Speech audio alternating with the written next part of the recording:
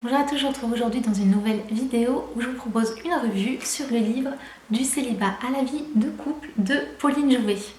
Donc il y a quelques temps, il y a Pauline Jouvet qui m'a, donc l'auteur, qui m'a proposé de m'envoyer son livre et je suis vraiment reconnaissante parce que c'était vraiment une très très belle découverte que j'ai décidé de vous partager aujourd'hui. Donc ce livre il est écrit pour, je dirais, tous les célibataires qui cherchent à se marier et un petit peu plus particulièrement je dirais ceux qui sont en fin de la vingtaine ou dans la vingtaine ou plus et qui commencent à vraiment se poser des questions par rapport à ça. Donc d'abord Pauline Jouvet, donc l'auteur, elle écrit aussi des articles sur le Top Chrétien et elle a un blog qui s'appelle libérépouraimer.com qui a comme thématique justement notamment donc les chrétiens célibataires. Donc voilà le livre, il est aux éditions RDF et il fait 183 pages. Il est divisé en 4 parties, je vous propose un petit survol de ces 4 parties pour voir un petit peu plus de quoi il parle. Donc, tout d'abord dans la partie 1 qui s'appelle 2 points d'ancrage avant de s'envoler,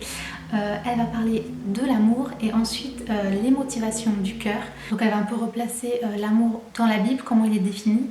Et ensuite, les motivations du cœur, c'est un passage très intéressant. Il nous rappelle, entre autres, à placer vraiment Dieu en premier et à revoir un peu ses motivations personnelles par rapport à ce sujet. Donc, j'ai trouvé ça très intéressant. Ensuite, la partie 2, elle s'appelle « Sortir de sa forteresse ». Et là, un petit peu du tabou, parce que c'est vrai que être célibataire ou le célibat de manière générale, spécialement dans le milieu un petit peu chrétien, c'est un petit peu un tabou, on n'en parle pas trop, ou c'est un petit peu associé à une honte, spécialement les personnes qui veulent se marier, c'est un petit peu comme si on avait forcément quelque chose à se reprocher ou que c'est quelque chose que l'on vit difficilement et dont on parle pas beaucoup. Donc elle aborde ça dans ce chapitre. Et ensuite elle parle aussi de la bataille spirituelle, ce que j'ai trouvé très intéressant parce que moi j'avais notion de bataille spirituelle dans le mariage, voilà, d'un peu voilà, détruire les relations dans le mariage, mais pas par rapport au célibat et un peu dans le sens de vous empêcher d'entrer vraiment dans cette relation après de couple. Ça m'a apporté un peu un autre regard voilà, sur le célibat, que ça peut être aussi une bataille spirituelle. Donc j'ai trouvé ça très intéressant d'avoir ce regard-là. Ça m'a apporté voilà, quelque chose de nouveau. Donc toujours dans cette partie 2, elle va parler de se saisir de la victoire et enfin la prière efficace. Donc vraiment, et amener une réflexion sur la prière, sur comment prier. Elle va nous amener aussi, elle va nous apporter des éléments concrets que j'ai trouvé très intéressants aussi.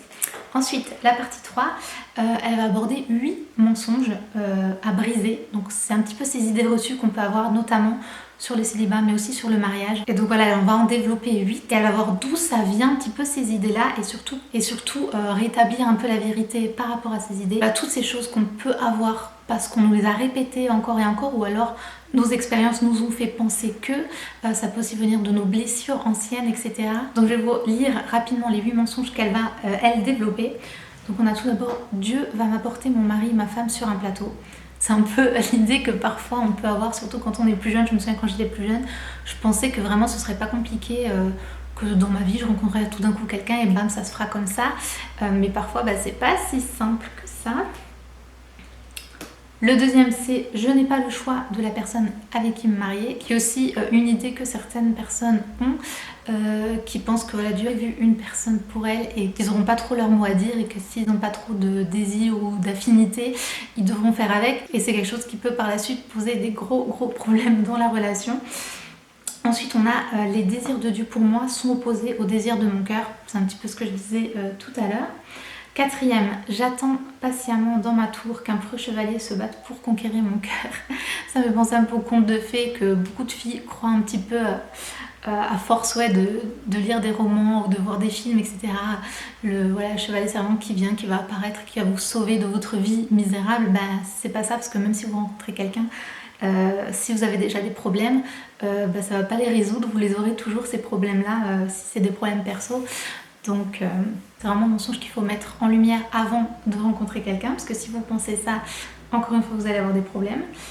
Ensuite, le cinquième, je ne mérite pas d'être en couple. Le sixième, Dieu préfère que je sois célibataire. Voilà, ça peut être des idées qu'on peut avoir.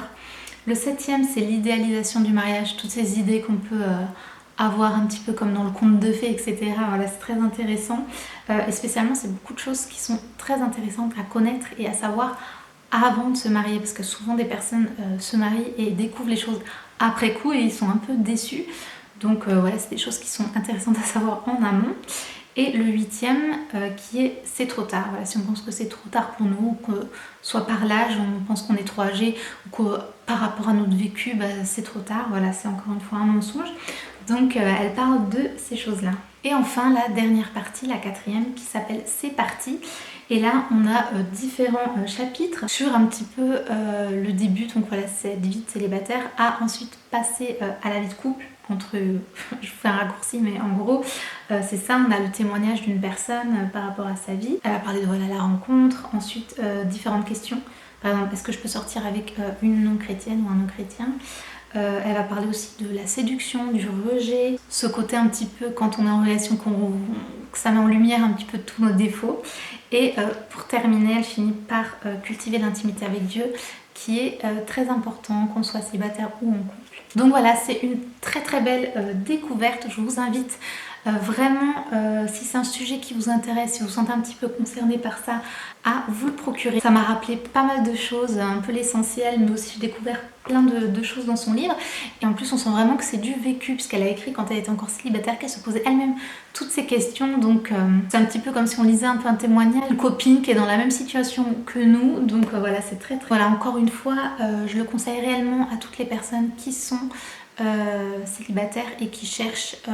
que ce soit dans le futur ou prochainement à se marier, et spécialement toutes celles qui ont des questions par rapport à ça, notamment un petit peu comme vous avez vu la liste des 8 mensonges. Si c'est des choses que vous pensez pour vous, bah, je vous invite vraiment à aller jeter un œil à ce livre. Et comme je vous disais, Pauline a un blog, donc je vous invite à aller voir son blog pour plus d'informations. Pauline, si tu passes par là, encore une fois, merci beaucoup de m'avoir envoyé ton livre. Donc voilà, j'espère que cette petite revue vous aura plu. Je vous retrouve très vite pour d'autres revues et d'autres vidéos. En attendant, n'hésitez pas à aller voir sur ma chaîne les autres vidéos, à aller voir aussi sur mon blog les articles et à vous abonner à la newsletter. Vous pouvez bien sûr vous abonner à ma chaîne YouTube si ce n'est pas déjà fait. Et moi je vous dis à très bientôt, ciao.